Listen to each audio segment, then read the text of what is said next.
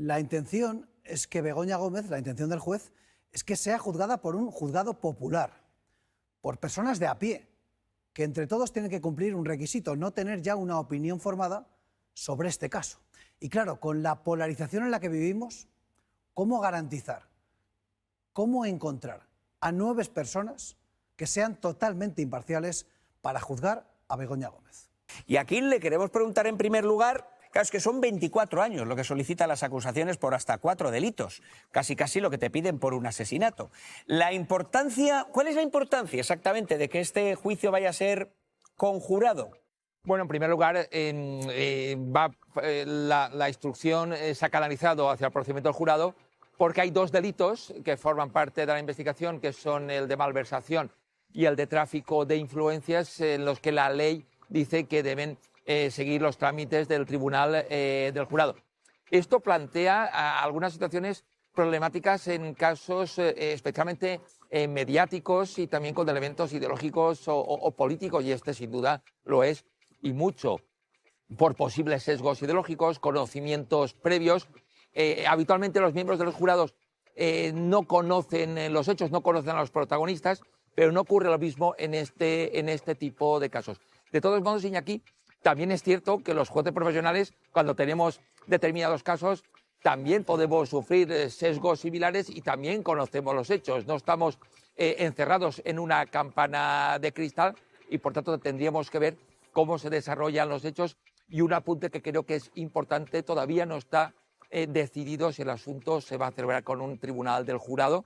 La Audiencia de Madrid ha revocado bastantes decisiones del juez instructor y está pendiente la decisión central de la audiencia ahora mismo, que es si estima el archivo que han pedido las defensas y la Fiscalía o si da la razón al juez instructor en la línea que ha seguido y lleva el asunto al tribunal del jurado. Tendremos que esperar a esa decisión, que será extremadamente importante en este proceso. ¿Y usted por qué cree que ha tirado por el jurado popular el juez Peinado? ¿Por qué lo solicita? Le voy a decir lo que dicen las malas lenguas. Como el jurado popular hay que sacarlo de la Comunidad de Madrid, que en intención de voto es una comunidad conservadora, pues hay por lo tanto más posibilidades de que sea condenada Begoña Gómez. Ante esa expresión, ante esa frase y esa aseveración, ¿usted qué opina? ¿Cómo se demuestra la imparcialidad de un jurado popular en este caso? Supongo, no sé, habrá algún tipo de cuestionario, de pregunta, de prueba capacitante. ¿Cómo se demuestra la gente que va a escoger y que teóricamente va a ser el jurado popular de Begoña Gómez? Efectivamente, la ley establece unas causas para asegurar la imparcialidad, unos requisitos que son similares a los de los jueces. No puedes ser familia, no puedes tener amistad o enemistad, no puedes tener interés directo en el resultado del asunto. Pero la ideología... Pero además hay un cribado, hay un cuestionario. Claro, magistrado, porque la ideología eso sí que no se puede controlar. Cada uno trae de casa la que trae. La ideología no es una causa objetiva para recusar a un jurado, pero sí que una vez está configurado el primer jurado, las acusaciones y las defensas pueden hacer preguntas al jurado, y si de ellas ven cuestiones que les hacen dudar, pueden excluir a 4 miembros del jurado las acusaciones y a 4 miembros la defensa, sin aportar ningún tipo de motivación y sin ninguna causa legal. Y por ahí se supone que si hay respuestas de un miembro del jurado que hacen dudar de que pueda haber un sesgo ideológico, se puede excluir a ese miembro sin aportar ninguna razón añadida. A estas alturas, ¿alguien piensa que queda alguien en la Comunidad de Madrid que no tenga alguna información, algún conocimiento de este caso? Es que es una cosa elemental, ¿no? Para que el juicio por jurado pueda ser justo. Así que a partir de ahí, quien tiene la llave no es el juez Peinado, por mucho que se empeñe, lo tendrá que decir la Audiencia Provincial. ¿Dices que ese juicio con jurado podría no ser justo? Bueno, a mí me parece que no tiene sentido en este caso, ni en ningún caso en el que haya ya un conocimiento masivo y una, digamos, una preidea de lo que puede pasar o quién es culpable o inocente en un caso. Una influencia mediática, ¿quieres decir? Claro, no, mucho tiempo. pero está establecido así, ¿eh? Es decir, si no, no tiene sentido el juicio con jurado. Entonces, se ha empeñado el juez Peinado, por algo será, y veremos lo que decide la Audiencia de Madrid, que es quien tiene la decisión sobre esto. Veremos, no lo sé, a lo mejor decide lo mismo. Y entonces yo en su momento también opinaré que no me parecerá justo, pero también Ojalá fueran las audiencias en ese sentido públicas, la selección de jurados, porque quiero ver a alguien que no haya escuchado hablar en absoluto en estos 2 años ni de Begoña Gómez, ni del juez Peinado, etcétera, etcétera. Malversación, tráfico de influencias, corrupción en los negocios, apropiación indebida. Esos delitos. Y hay una clave en todo esto. Y enseguida Ana Ibarzábal nos va a contar. Hazte oír es acusación popular que lidera la asociación. Lidera el conglomerado de acusaciones, reclama 24 años de prisión para la mujer del presidente Sánchez. Ana Ibarzábal, la CIVIL pide 24 años de cárcel para Begoña Gómez. Sí, lo cierto, Jesús, es que esta audiencia preliminar es un trámite que no requiere de la asistencia de los investigados, pero el propio juez Peinado exigió la comparecencia, en este caso, de Begoña Gómez, de su asistente en Moncloa, de Cristina Álvarez y del empresario Juan Carlos Barrabés, porque la pena a la que se enfrentan podría hacer que traten de eludir la acción de la justicia, porque hay que recordar, como tú decías, que la acusación popular liderada por Hazte Oír pide 24 años de cárcel para Begoña Gómez y 22 para su asistente. Cuando se planteó esta vistilla, una de las cosas que más llamó la atención, el titular al que nos agarramos muchos medios, que serían conducidos por la fuerza pública en caso de que no acudiesen. Esto, bueno, parece una extravagancia o es algo más frecuente de lo que sabemos, pero pasa desapercibido porque quizás no es con casos tan mediáticos como el de la mujer del presidente del gobierno. No, ni la ley del jurado ni una circular interna de la Fiscalía dejan claro que no tendrían que ir los investigados hoy a declarar, pero en cualquier caso yo creo que las defensas han preferido pacificar ese ambiente tan hostil que provoca continuamente el juez Peinado y van a ir a declarar para ver qué ocurre con las medidas cautelares. De todas formas, a mí me gustaría hablar sobre una cuestión que se ha dicho en la mesa respecto a la segunda instancia y a la sección 23. A mí me parece que la segunda instancia, la sección 23 de la Audiencia Provincial de Madrid, ha practicado una suerte de maniobra de distracción con las correcciones al juez Peinado. Todas esas correcciones eran obvias, evidentes, y hubiera sido escandaloso que no se hubieran realizado por esa trabiliaria instrucción errática, como habéis dicho, del juez Peinado. Pero la sección ha confirmado algo que es absolutamente relevante y de lo que considera la defensa, y yo creo que con argumentos más que de sobra, de que no hay ningún indicio, que es la malversación. La malversación es lo que provoca que arrastra al resto de delitos y que este procedimiento vaya a acabar ante un tribunal del jurado, con el escarnio que seguro sabe el juez Peinado que eso provoca adicional a sentarse ante un tribunal ordinario, y con las dificultades de que Begoña Gómez vaya a ser absuelta por un tribunal popular por toda esa contaminación de la que habéis hablado.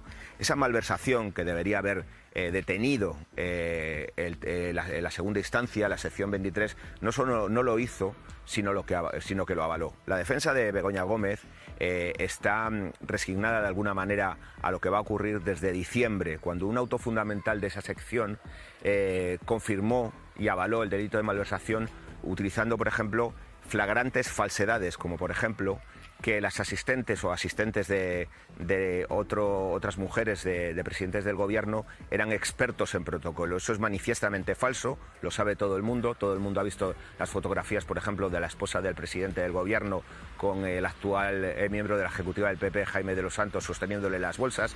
Ningún experto en protocolo no lo eran otros asistentes de las mujeres del presidente, y ese argumento, por ejemplo, fue uno de los que utilizó la sección 23 para dar la razón a Peinado para que se juzgara por un delito de malversación y para que esto llegara a un tribunal popular.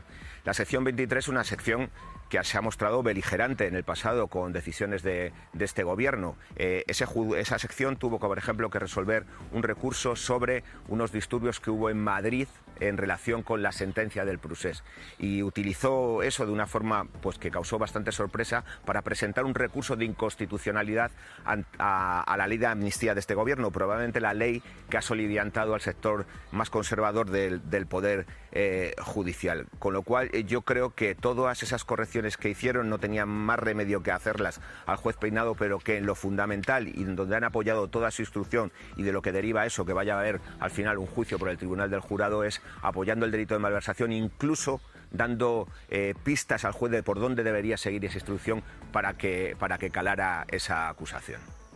Bueno, es decir, recurrir a un jurado popular en un caso de estas características con una carga mediática tremendamente elevada. no hay una previsión legal, pero es una buena reflexión, porque la judicatura tenemos unas garantías ya muy instituidas y además ampliadas jurisprudencialmente, sobre todo por la vía del Tribunal Constitucional y del Tribunal Europeo de Derechos Humanos y sus jurisprudencias sobre el principio de imparcialidad frente al objeto y al sujeto de la causa. Y efectivamente el jurado debe partir de una falta de información extraprocesal que te pueda haber causado un prejuicio, que no es un juicio previo, como literalmente indica, sino además lo contrario a un juicio neutral. Entonces, efectivamente, no existen estas previsiones legales, pero yo que sí soy defensora como institución democrática prevista en el artículo 125 de nuestra Constitución española del Tribunal del Jurado, me parece que en este caso es muy pertinente esa reflexión. Quizá una de las cosas que internamente no decimos mucho en la carrera judicial, pero que para nosotros es una evidencia, es que si tú, aparte de que te hayan corregido varias veces, algunas muy sonadas, como el intento de imputación del ministro Bolaños que ha mencionado Elsa García de Blas, pero no solo eso, sino que si tu instrucción trasluce prisa, probablemente relacionada con tu jubilación forzosa, para nosotros es un indicador de que algo pasa, y para cualquier observador, que tú creas que estás haciendo algo que otro juez, tu sucesor o sucesora posterior, no haría, o no haría con tanta prisa, o esperaría algunos recursos de la audiencia provincial, o no le daría esta preferencia frente a otras causas que ya sabemos que han caducado las fases de los plazos de instrucción de un año prorrogable en este mismo juzgado de instrucción. Y yo creo que esa crítica es razonable, y que nosotros también tenemos que admitir que algo nos parece sospechoso cuando un compañero o compañera cree que está haciendo algo que los demás en su lugar no harían, no solo por las correcciones de la sección 23ª de la Audiencia Provincial de Madrid, sino por algunas cuestiones tan llamativas como sobre todo esa prisa, ¿no? Yo creo que el problema no es el tercer turno o cuarto turno. El juez Hurtado, que antes se confundía mi compañera entre Hurtado y Peinado, hizo la posición exactamente igual, y no, eso no le libra de hacer autos que en mi opinión no pasan una mera análisis lógico. Sí, pero hay errores en la exposición que ponen de manifiesto cosas que no pasan con el juez Hurtado. Te digo más, en el caso del juez Peinado, yo creo no es que no pase la oposición, es que no pasaría la EBAU. Si tú le aplicas quitarle medio punto o una décima de punto por cada falta de ortografía, no pasa el examen de selectividad. O sea, creo que esto lo que demuestra en todas las cosas no es tanto si el tercer turno vale o no vale, sino la necesidad de una prueba escrita anónima, que es algo que sí que va a incluir la nueva reforma del acceso a la carrera judicial. Y luego sobre el auto en sí. En fin, es una instrucción inquisitorial de misión de pesca. Se dedica a ir investigando cada vez una cosa distinta sin tener muy claro cuál es la causa judicial que tiene en marcha, y haciendo este tipo de saltos contra la lógica, no solo en el caso del ministro Bolaños, sino en otros testigos que acaban como imputados. Creo que es la tercera ocasión en la que pasa algo así, en la que el juez interpreta una declaración ante su juzgado de manera distinta a lo que está grabado, y que se puede demostrar que lo que afirma es falso. Y ahí lo que me parece que, más allá de la instrucción del juez Peinado, hay una responsabilidad entre todas las salas que lo vigilan. Claro. Porque sí que es cierto que la Audiencia de Madrid ha quitado algunas cosas más groseras, como por ejemplo la imputación de Juanjo Güemes. O la investigación de Europa. O la investigación de Europa, que le han dicho ya 3 veces que no, y la última fue ya ridícula porque dijo que estaba investigando Globalia, pero no pensaba que eso fuera Europa porque se había equivocado de empresa. En fin, es toda la manera en la que se está instruyendo esta causa nos daría para varios programas monográficos, porque es un salto tras otro al vacío, uno tras otro. Y ya el caso de Félix Bolaños, la manera en la que plantea su imputación por falso testimonio, es que es un disparate. Es un disparate. Basta con escuchar la declaración de él. ¿Y por malversación? Bueno, por malversación. Todo es así. Es decir, todo es una instrucción que su único objetivo es desestabilizar al gobierno y al presidente del gobierno, en lo personal. Generar una mancha de reputación, sobre todo el gobierno, con algo que no tiene ninguna base, y que al final lleva al gobierno a cometer errores. Por ejemplo, ¿por qué creyeron tanto tiempo a Santos Cerdá? Pues muy fácil, porque Sánchez está viviendo en propias carnes persecuciones judiciales injustas. Y entonces cuando llegaba su secretario de organización y le decía lo mío igual, pues él creía, pues claro, es que me están pasando estas cosas en los juzgados a mí, no me lo tienen que explicar terceros, lo tengo presente en casa. Y esto... claro que en fin, ya no solo es el juez Peinado, es que existen mecanismos de sanción y de inspección por parte de la justicia, existen salas que tendrían que haber visto estos recursos. Ya fue un disparate la propia citación como testigo del presidente del gobierno. Y eso fue avalado por la justicia. Eso fue avalado no solo por el juez Peinado. Y creo que con esto... No sé lo que hará el Supremo, pero ya el simple hecho de que el Supremo se tenga que pronunciar ante esto, claro que es inquietante, por mucho que nadie que mire el auto y se informe un poco pueda creer que ahí hay un indicio de delito. Jurado popular que plantea. Sí, a ver, vistos los precedentes, ¿no?, del camino que ha recorrido el juez Peinado hasta ahora, yo creo que es lógico esperar que vaya a enviarla a juicio oral, ¿no? Para mí, este caso creo que hay que analizarlo teniendo en cuenta que una parte importante de las críticas a la instrucción del juez Peinado no provienen solo del Gobierno o de las defensas, sino que provienen también de la Fiscalía y sobre todo de instancias superiores al juez Peinado.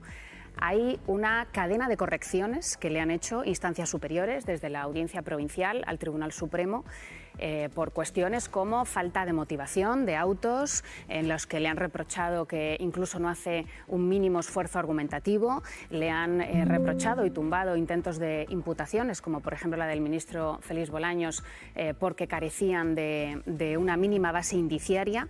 Es decir, hay una cadena de errores y de correcciones que le han hecho instancias superiores al juez Peinado que para mí ponen el foco en que la cuestión aquí de fondo es si estamos ante una instrucción que ha cumplido con las garantías procesales, ¿no? Yo creo que este es un debate que también está encima de la mesa y es la calidad de la instrucción. Si una instrucción recibe reiteradas correcciones de sus instancias superiores, si eso bueno, tiene alguna implicación o no. Yo creo que sí.